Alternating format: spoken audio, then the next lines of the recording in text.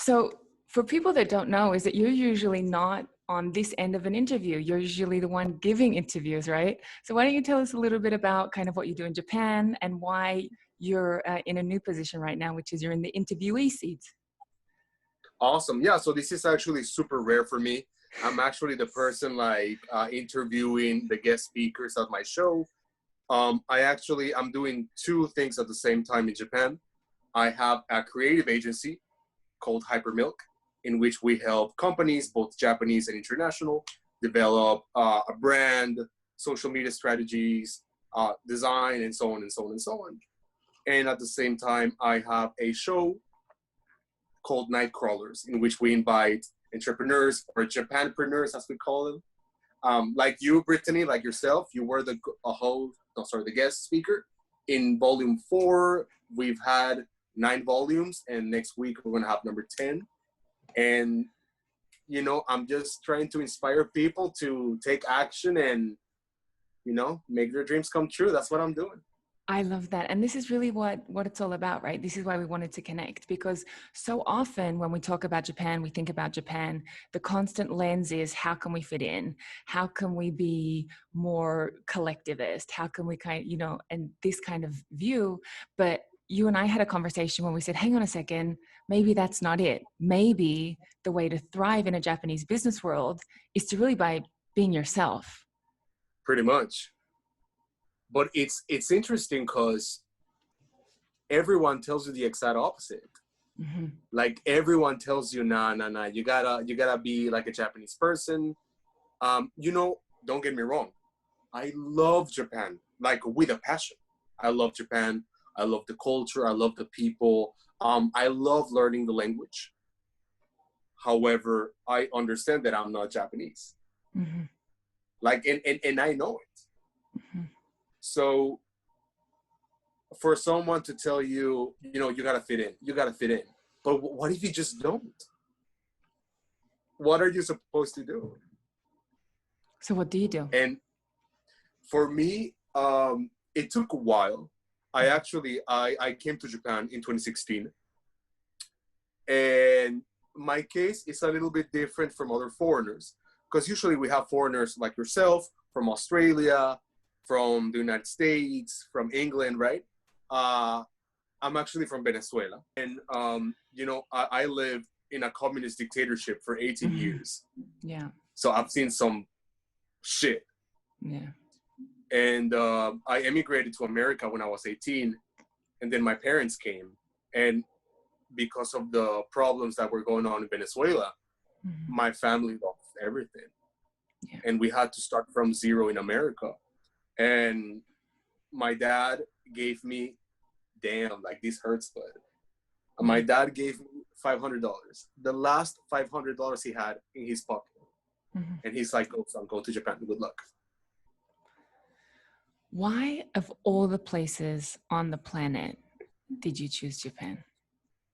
Well, when I was in university in the United States, there were many international students that were from Japan. Mm-hmm. And what I noticed from Japanese people is that they don't make excuses. They just do. They just do it. And that's why a lot of my friends in America were Asians. And I got very close to that Asian community because, you know, they were successful. They were running businesses and like they had no excuses.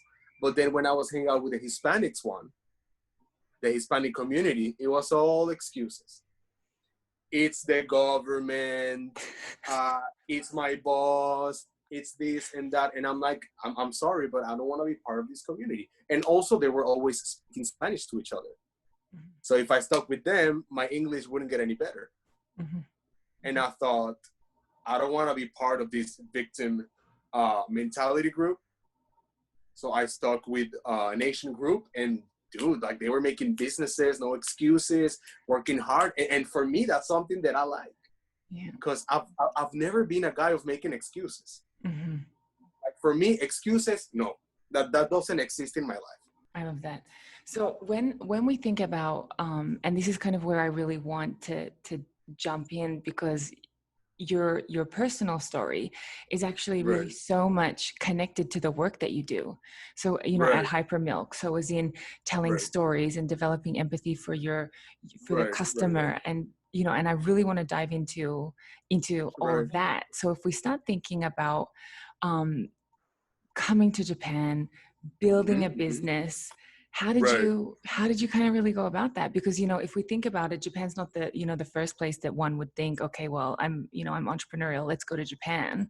If Right. Right. Right. anything, Right. Right. it's as much as once you win a Japanese customer, they're extremely loyal and things like that. Right. That's Right. obviously a That's great thing, but getting there is like super tough, right? And I know that your motto is no excuses, but if we jump into kind of a little bit this the strategy or the tactics behind it, right. Right. Right. Right.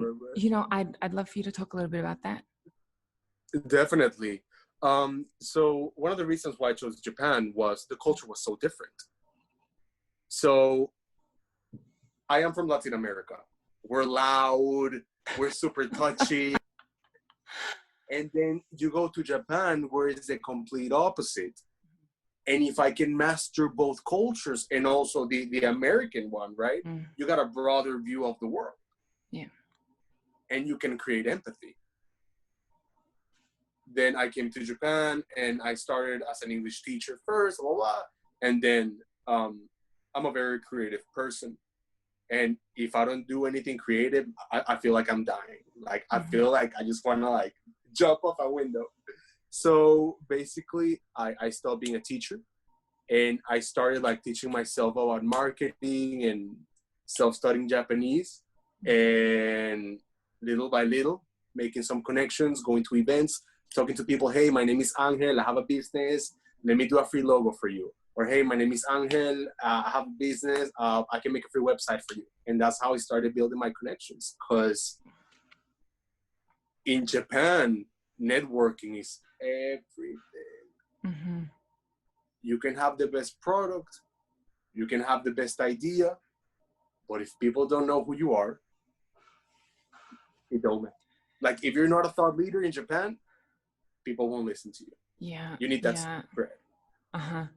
Tell me how you show up as your best you, right? You being Angel and being, you're this three culture person. You have your Japanese side, you have your Venezuelan side, you have your American side. Tell me Right. how you balance connecting with people in that networking setting, with all those cultures. Do you are you one of these people that, still like hugs and kiss? Obviously this is a COVID period, so we don't do this anymore anyway, but tell me a little bit about it. How do you develop that initial relationship? Definitely. It depends on the person.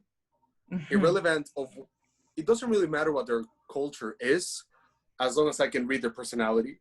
For example, it might be a Japanese person, but if they're friendly and fun, I try to be friendly and fun. Or if it's an American person, but they're more majime, more serious. Super serious. Exactly. Then I adapt to that. So I try to combine the best aspects of these three cultures. Japanese culture, you're a hard worker, you're majime, you're serious, you empathize. American culture, you work hard, you have a dream, you have a goal. And Venezuelan culture, like, you're happy, dude, like, you're fun. Like, life, you're supposed to have fun and enjoy life, you feel me? Yeah. So if you combine those three things, boom, that's me. But that's what I love. And I think for so many of us kind of bicultural professionals, what people Right. tend to do is say, okay, I'm in a Japanese meeting, let me go and be Japanese. Or I'm in an American meeting, let me go and be American. But actually your real power is in that and, right? As in the, I'm not Japanese, I'm Japanese and American, and every and that you have gets stronger, and you have two ands, right? So you're Venezuelan and American, and you have that additional Japanese lens as well. And so this is kind of where you really see that new, modern, creative, innovative professional that can solve different problems because they have different toolkits. And I'm sure your Venezuelan toolkit is different than your Japanese toolkit, and your toolkit for America is different again. And so it's that ability to use those different, or the connection of all three, right? 100%. 100%. So if we think about that, right, and we're thinking, okay, we're networking, we're thinking Right. positive, Right. we have this no excuses mentality, but just saying no excuses isn't Right. enough, right? Definitely. And if we think about it, where does that come from? And you mentioned that it's kind of more of that, actually you take a step back and it's more of that developing a stronger spiritual foundation, right? And now in this period of COVID, where people are feeling isolated, particularly it's extremely difficult, well, for everyone really, but then the foreign professionals in Japan have another challenge, which is that if they leave, they can't come back, and things like this. So can you talk to us a little bit about that spiritual foundation that you find so essential to business? Of course, my pleasure. The only way we can withstand adversity in life, the only way is through having a spiritual foundation. It can be your religion, it can be your spirituality, it can be you believing in yourself. It's really up to the person. I don't judge. Whatever you want. If you want to be Buddhist or Christian or spiritual, that's okay, no problem. But having that feeling of something greater than you is protecting you, you'll be fine. And I tell you this because adversity, when you come from a third world country, like adversity is part of your daily life. You feel me? Because then you wake up and then you see outside your window in Venezuela, and then the government is shooting people on the street, people who are protesting, right? And then you turn on the TV and it's just like a telenovela, like a soap opera. Yeah. So, coming from a country where you basically don't have freedom, and it's funny because I see a lot of Americans complain about, we don't have freedom. And I'm like, bro, what are you talking about? In Venezuela, you talk bad about the president, you get shot. Period. Yeah. Like you get killed. Yeah. And coming from a country like this, it teaches you about adversity.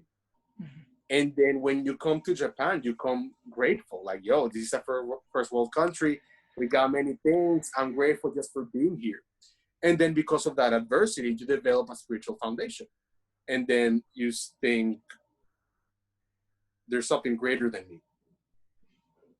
How can I channel this and build a foundation? And then transmute it into creative work. And not creative work that, I just want to make something and make money. But how can I create something that can benefit society?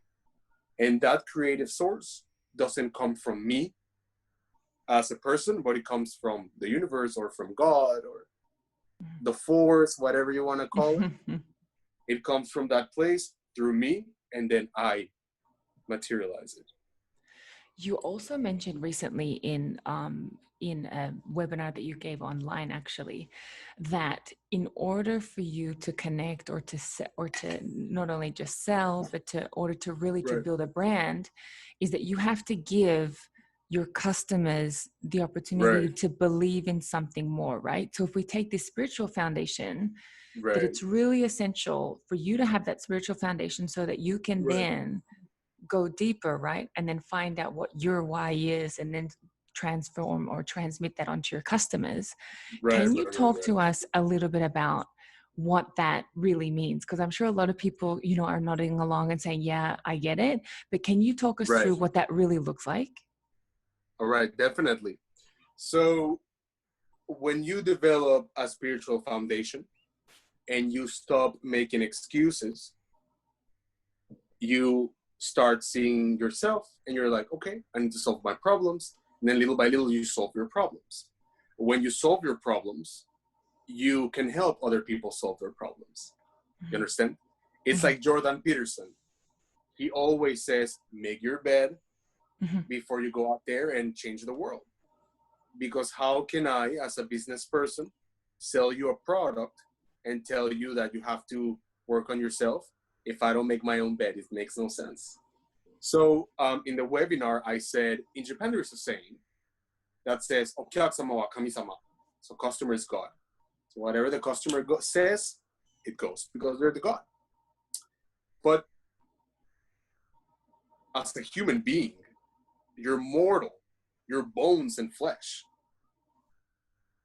How can you relate to God? You just can't. You just can't. And I can relate to you because you're a human being. And we relate and we communicate and we develop a friendship or a professional relationship. But if you're a God, there's no way I can make that connection. If I understand you and I know what your pain points are, I can develop a business or social media strategy that will benefit you. Not only, hey, Brittany, I want to sell you this to make money, but hey, Britt, I think this can help you achieve your goal. So please try it out. Mm-hmm. And not pushing, but just saying, hey, this might work. Check it out. You also mentioned something that I found really quite intriguing, really quite interesting, right? Which was you drew an example with the English school, right? And if there's one thing that we see in Japan, we see, English schools are a dime a dozen, they're everywhere, right? And it's, and people just say, like here you can learn English. And that's kind of right. The storytelling. But you said, imagine taking a different path. Can you paint that picture for us? Definitely. But first, let me ask you a question. You go for it. What does an eikaiwa commercial look like? Oh my gosh. Eikaiwa means English conversation. Eikaiwa commercial is usually super busy, it's usually super busy. I find it often quite noisy because they have this, this idea, American English, because, English in Japan is American English. Right. Americans are loud. So they have this kind of like loud kind of culture. And it's kind of, in my opinion, it's like it's a little too staged, like the whole, like we're having fun, like, diversity, there's like a woman, there's a person of color, and you're like, yeah. Guys, come on, do you know what I mean? Like it's very staged. 100%. My experience. No, my experience as well. And that's what they look like. If you look at GABA or EON or ECC, it's basically that. You have, like you said, like the white guy with the person of color and the woman, and then the Japanese student. And they're just a huge copywriting in Japanese. Mm-hmm. That's cool. But if you own an English school, what are you selling? Mm-hmm. What are you selling? And that company hires people work in that company, but they never question anything. Oh yeah, we're selling English. People want to learn English, but why on earth people want to learn English? English, like any other thing, is a tool. You're not selling English itself. You're selling a tool that will facilitate their dreams. Mm-hmm. Because, oh yeah, I learn English and then that's it. It makes no sense. You want to learn a language or you want to acquire a product as a tool to either make you feel better or improve your job or your relationships or whatever. Mm-hmm. And because these schools don't understand this, their marketing sucks. Like it's just hideous. It's super simple, right? It's super simple. And for me, I think as marketers and as creative people and people that are here to tell a brand story, particularly in Japan, right. And I think, and this is obviously a personal opinion. However, right. I find sometimes people take the easy path, because if you're marketing in English, it's kind of like, oh, if you just translate it, like it's enough, but they don't go deeper, right? So let's take the English school, for example. Okay, we're marketing in English school. Hey, it's really fun. Let's have like this kind of like Hollywood experience, and then you can have, like this, whatever, and so this right. is one element. But really, if we go deeper and we say English is a tool, right? And then we say to achieve your dreams, right? And then you can start bringing it down to so that you can bring your ideas into the world, right? And so this is one Right, thing right. that I found that I'd like you to comment on as well is Definitely. can you jump into talking about that you want to create people who then go ahead and create, you know what I mean? Because I think so often we have this, you know, or we have this opinion that I'm here to just, you know, push and they're just here to consume. But actually what we can do is we can create this cycle, right? So we can Right, right, inspire right. as creators, inspire people to create. Mm-hmm, mm-hmm, mm-hmm. Straight up. Yeah, exactly like you said. Consume. Many people think that's the goal of marketing, you know, selling Mm-hmm. something. But if we create people who pursue their dreams, they will pay it forward and help other people pursue their dreams, and other people pursue their dreams, and so on and so on. It's Mm-hmm. a cycle. You understand? Mm-hmm. So if we have the Eikaiwa right, and our marketing is if you learn English, you can achieve your goals and you can be whatever you want. Let's say this person goes to the Eikaiwa, they learn English, they go abroad, they study in MIT, and then they come back to Japan and they develop a rocket to go to Mm-hmm. Mars. And then that person inspires someone else in a company. Like, you understand? Yeah. It's a cycle of inspiring people. And the whole purpose is to push humanity forward. That's it. Tell me how we do that in Japan, like how you've been able to do that. So I'm a big, I'm a big ambassador of those big ideas as well. That Right. what can we do to impact the world? Like I'm a big believer in Exactly. that as well.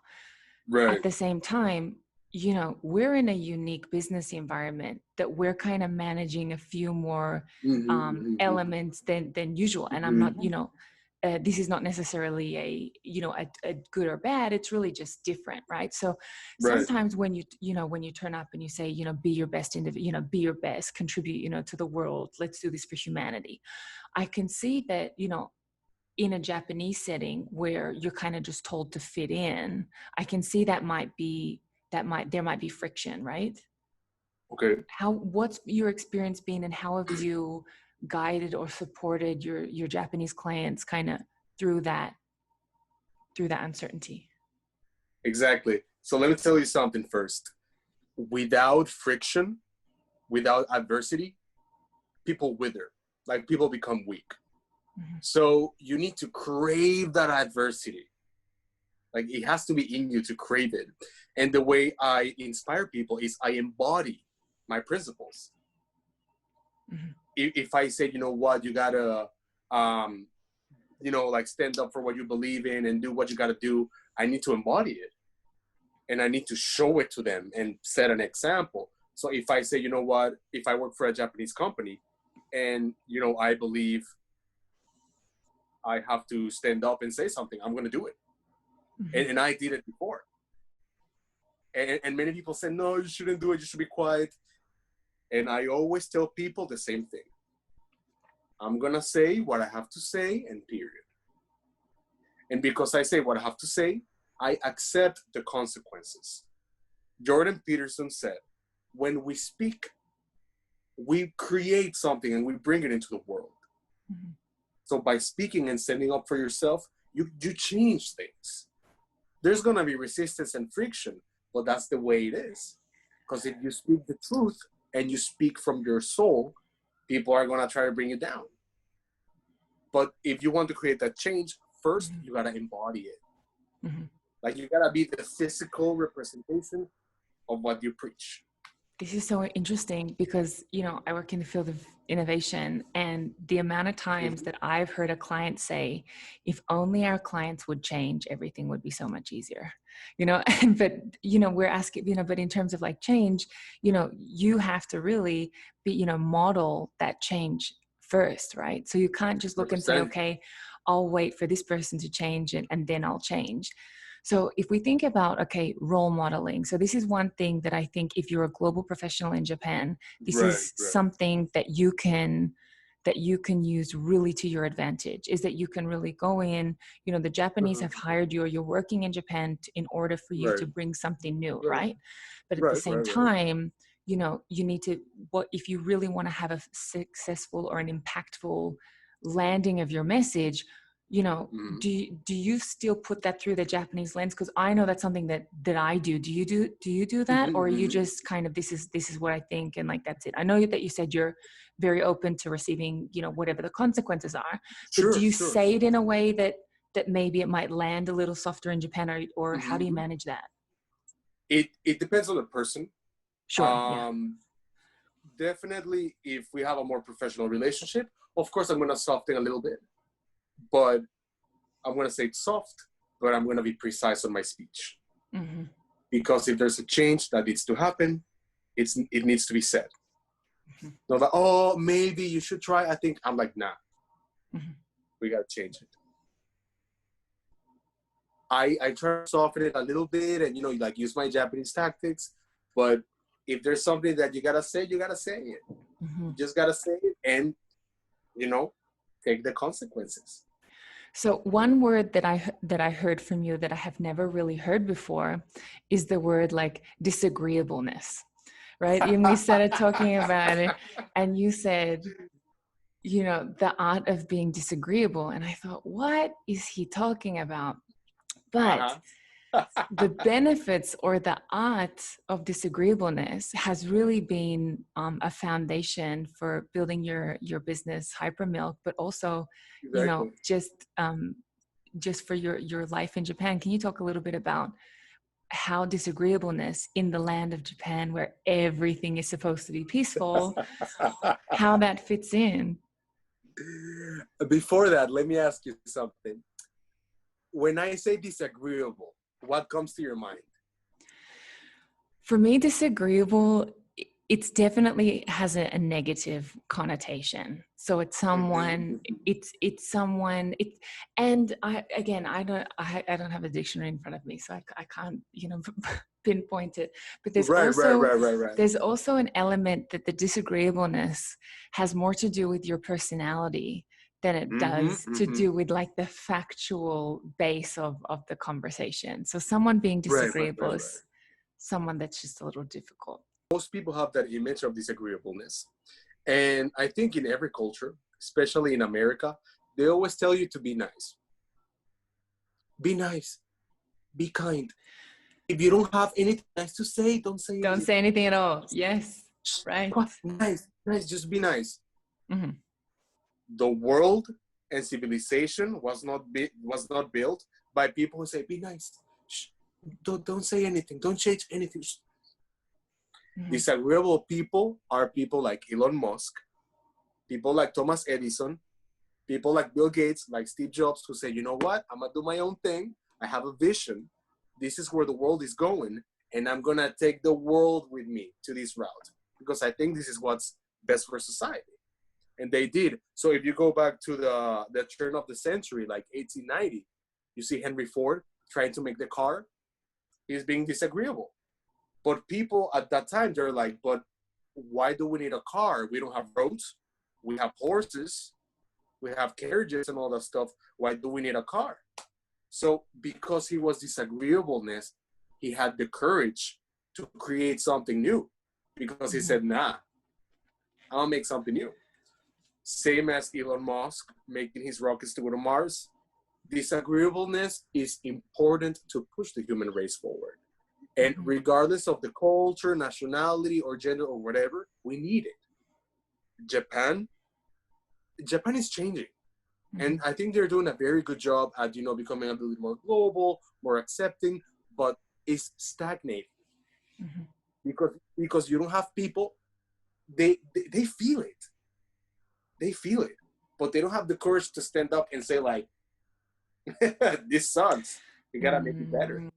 Yeah, but if we think about, there's two things I want to ask you. One is how much of it really has to do with courage, because what I've seen in Japan is often that not speaking up it's more of an infrastructure That's why we have, things like Mm-hmm. nemawashi, which is kind of where you have to go around. So you can be Right. disagreeable, but then, you have to go and do it like individually, like to different people, and Right. then Right. have these Right. kind of Right. little set Right. meetings.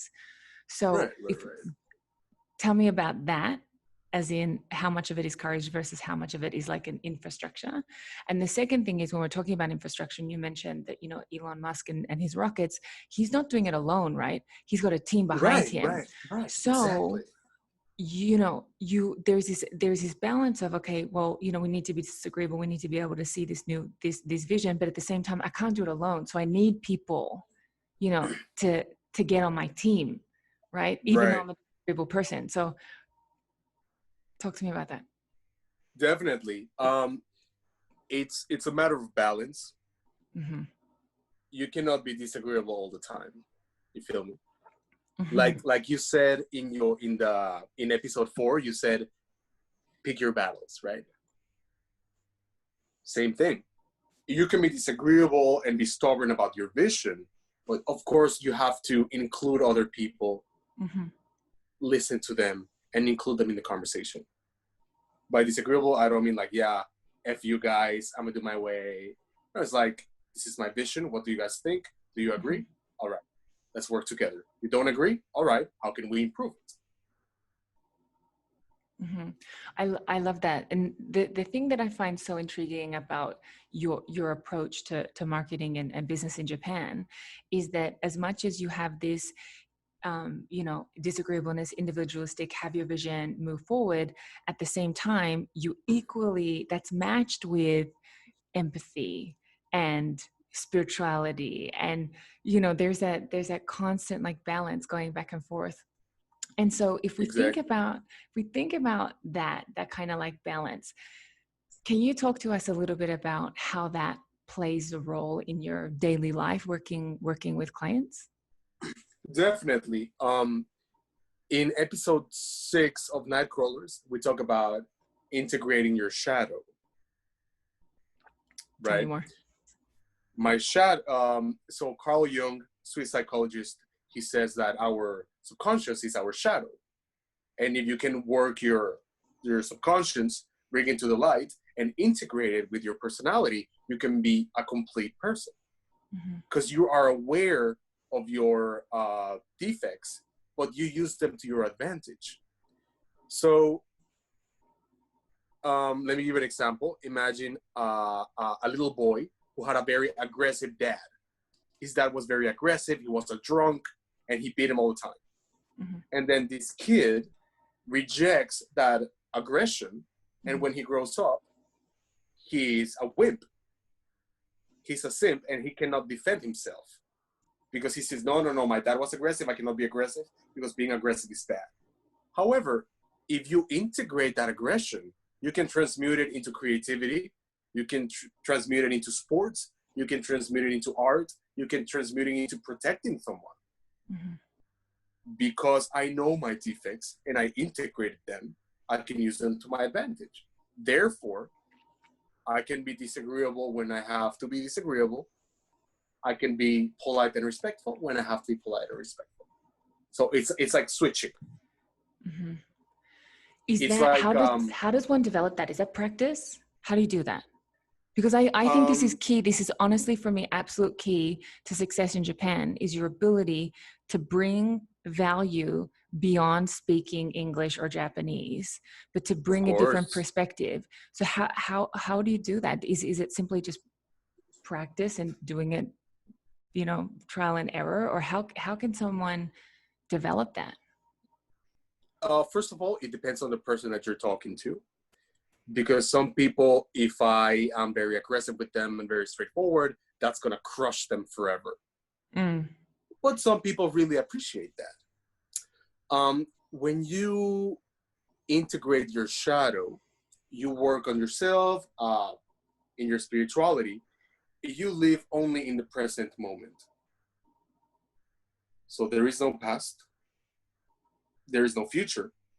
You live in the present moment. Mm-hmm. Because I don't live in the past, I'm not regretful.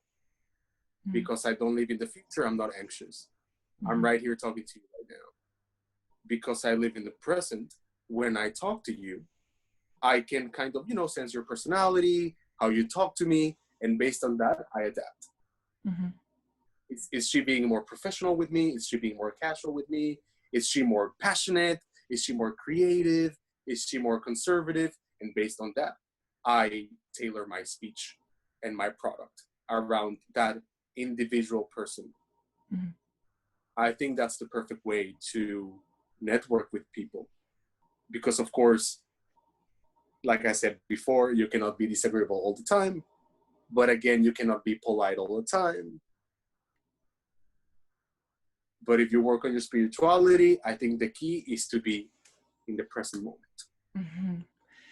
And if we take that, and this is what, if we're talking about the present moment, and this is so interesting because Japan, where, that's our professional playground, so to say, Right.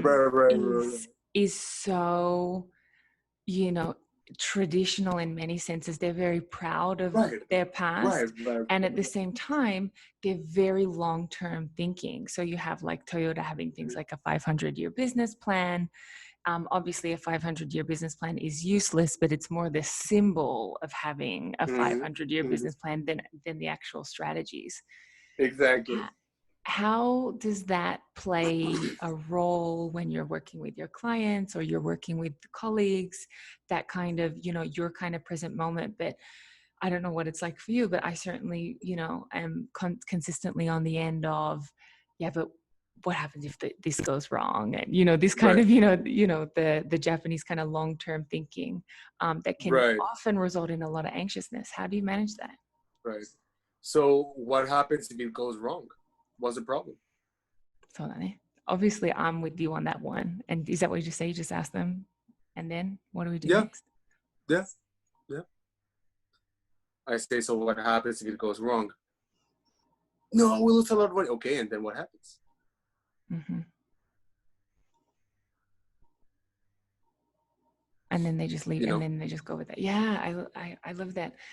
And what else would you say in terms of, if we think about, because I'm, you and I are particularly passionate about bringing a new way of business to Japan, because we have the Japanese lens, we speak Japanese, blah blah. Right.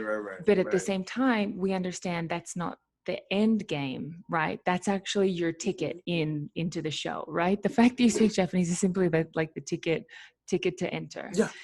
And so, can you talk a little bit about how someone can come to Japan, and how a professional, maybe they've been in their, doesn't matter how long they've been in their company, how they can bring a little bit more and more of themselves to their job, to their work, to their clients,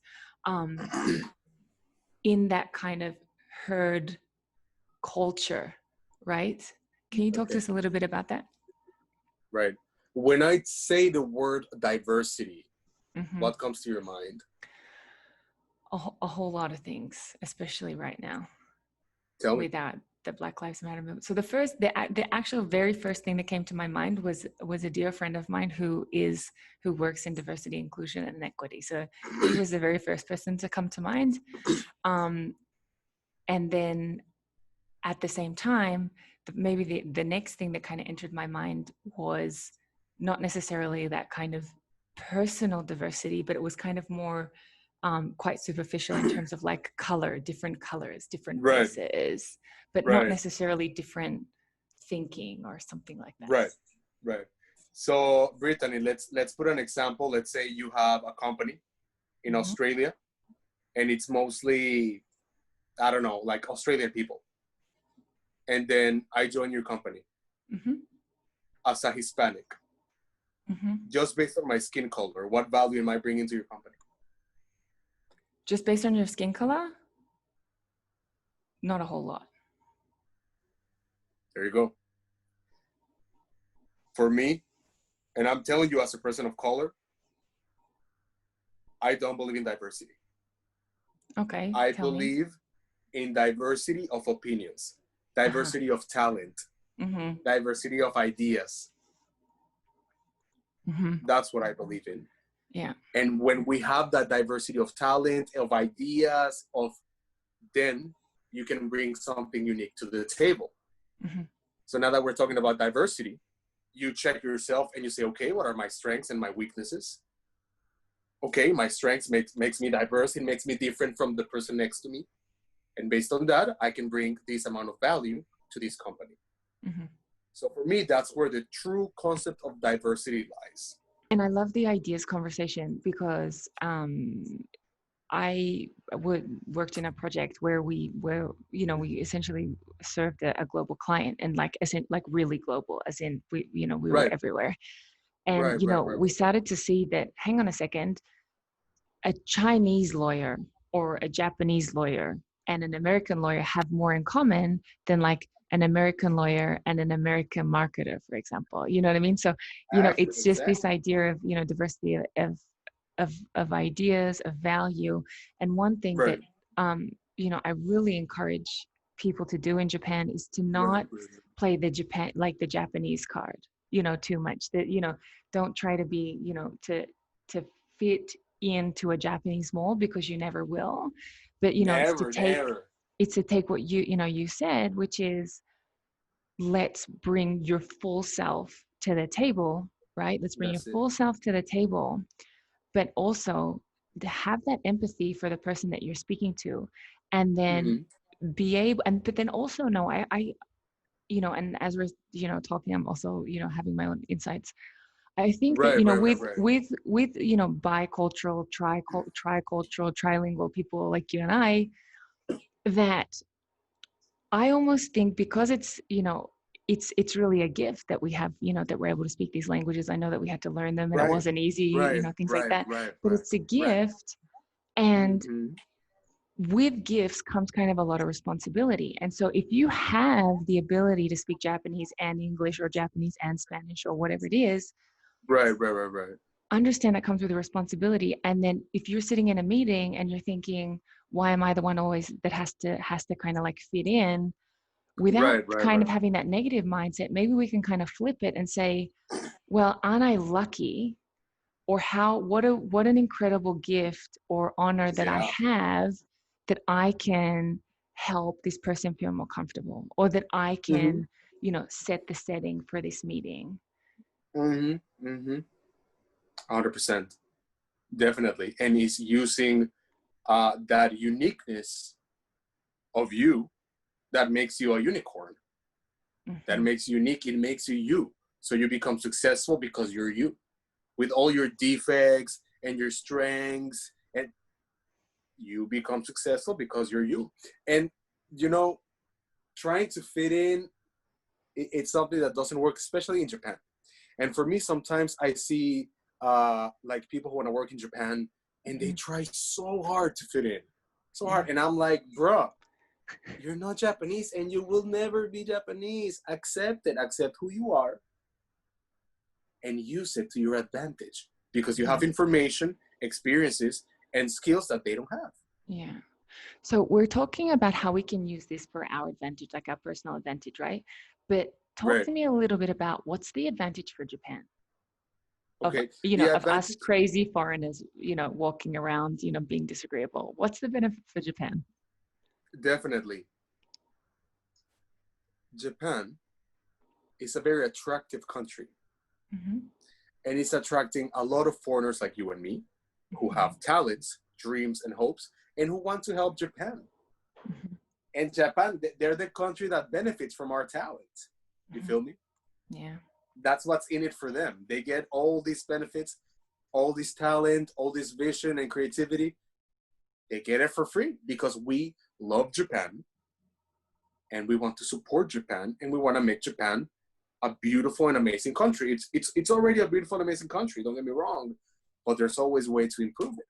That's the that's true diversity. They bring people, Mm-hmm. regardless or of where they're from, regardless of their culture or skin color or whatever. People with different talents, different gifts, and different perspectives, and that enriches the culture. Mm-hmm. Mm-hmm. Right? I love that.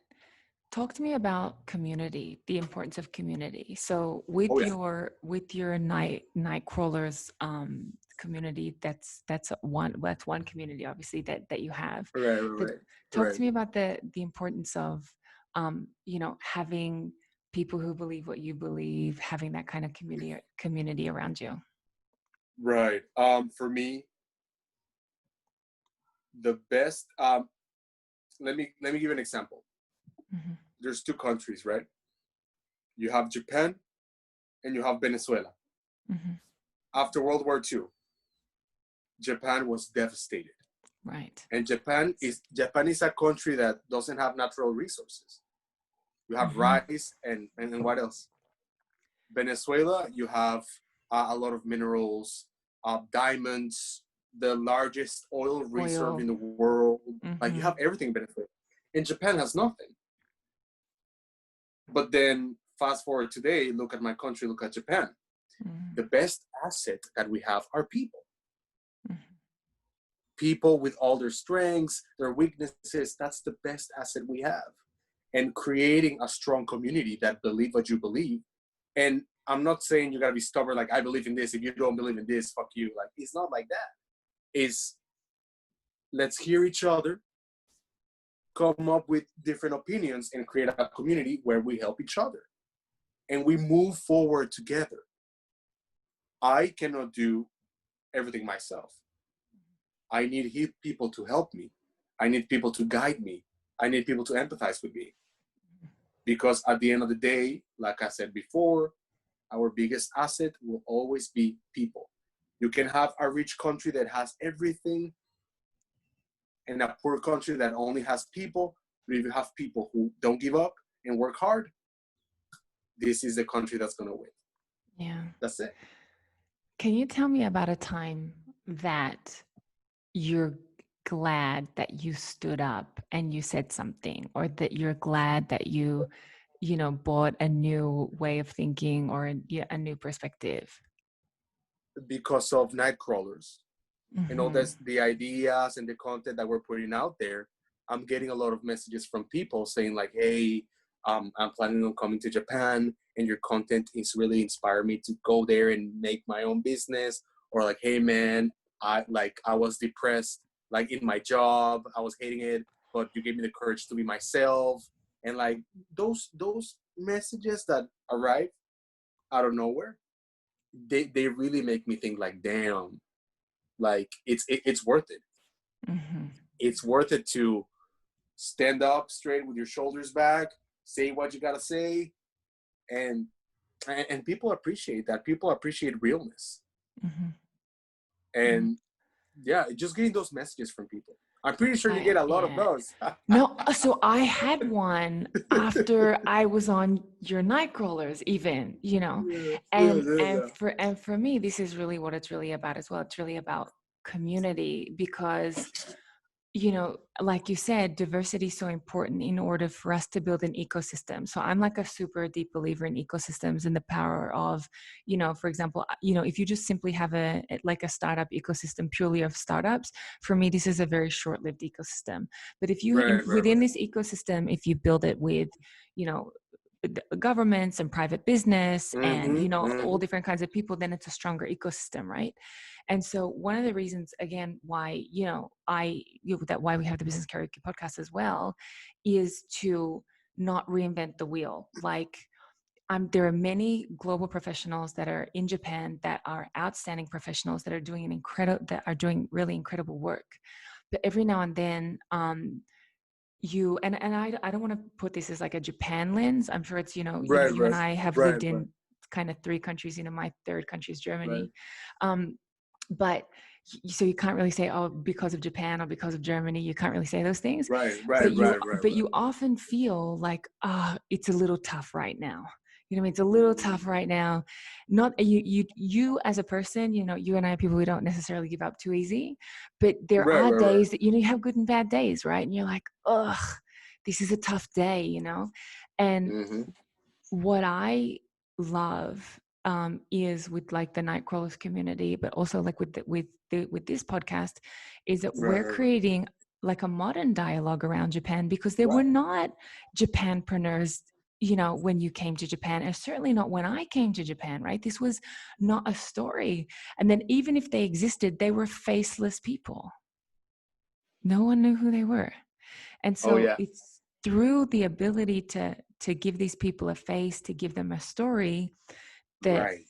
not only we're building an ecosystem, but we're also kind of documenting and aggregating kind of best practice so people can learn, Mm. right? And if you learn, you have hope, right? And if you have hope, you can do it another day. Even if you're like, you know what, Oh today's a yeah. tough day, you get up again.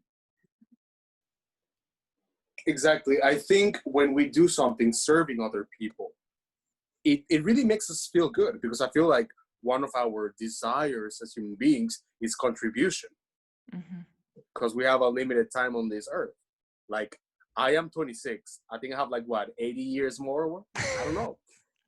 I don't know. But I have to use this time wisely, and contribution is something that's huge.